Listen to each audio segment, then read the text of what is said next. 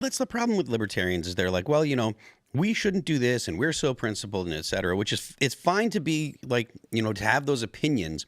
But when it comes down to it, at the end of the day, power is a zero-sum game.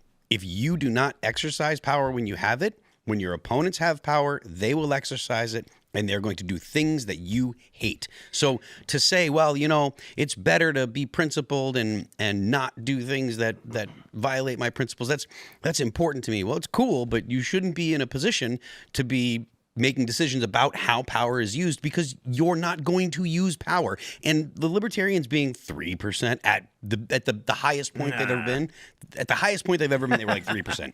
That's being But generous. they're not, like, they don't have any significant influence, so they shouldn't be like, oh no, we're gonna be principled and we're not gonna exercise power. While you have the opportunity to make things better, you need to make things better if you can. I think they often look at the world as it should be and not as it is, Yes. i.e. they don't live in reality. But I will say that Kentucky's a very interesting state electorally. They are a longtime Democratic stronghold who kind of flipped to Trump in 2016, but still voted Democrat multiple times for the governorship. The last, I think, 3 governors were all Democrats in Kentucky. They're kind of maverick voters, and they like Thomas Massie. So even though this MAGA PAC and APAC are going after him hard, unless they find truly the perfect candidate, he's not going anywhere. APAC's been going after Thomas Massie since 2012. I like Massey. Kentucky's producing some crazy politicians between Senator McConnell, between Rand Paul, between Thomas Massie. I don't know if they're sending their best from Kentucky. The important thing to understand about Mitch McConnell in Kentucky is that he was like the Murkowski for Kentucky, meaning he brought home the bacon, right? Like he was in Congress, in the Senate, always making sure that Kentucky got its share of federal dollars. And so they'll always love him for that, even if they kind of don't like him personally. If every member of Congress was Thomas Massie, the Trump agenda would be complete. It would be a finger snap and we're good to go. It is all of these politicians that demand special deals.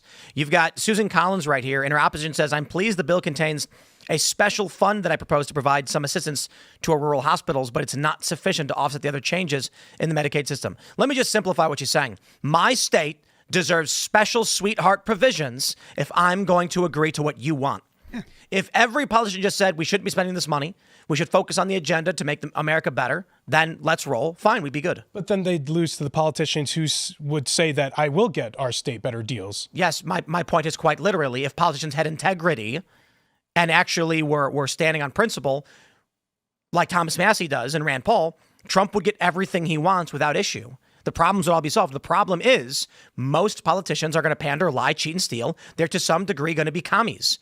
Zoran Mamdani is just, he's Susan Collins times 10.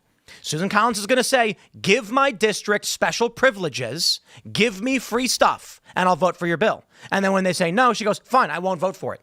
Zoran Mamdani is the same thing, but just dramatically amplified. So I'll put it this way: commie it's in increments, and most of these politicians are just a teeny little bit communist, and I'm saying that intentionally to insult them. I know they're not really communists. They're just like, okay, I'll vote for your bill. What are you going to do for my state?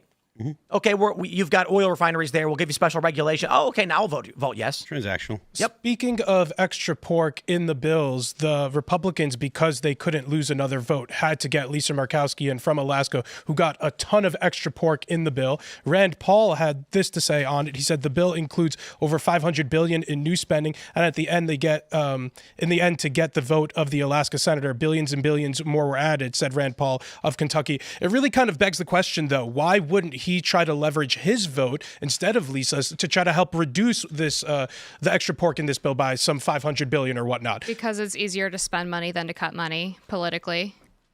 Sure. Well, I'm not saying that's a good answer or it's the morally right answer. But he would have been able to leverage, instead of getting the sweetheart deals for Alaska, she could have voted against it. Rand Paul could have supported it, and I guess but he was still going to vote no. Thanks for checking out this clip from Timcast IRL. Make sure to watch the show live Monday through Friday at 8 p.m. Subscribe to this channel, and we will see you all there.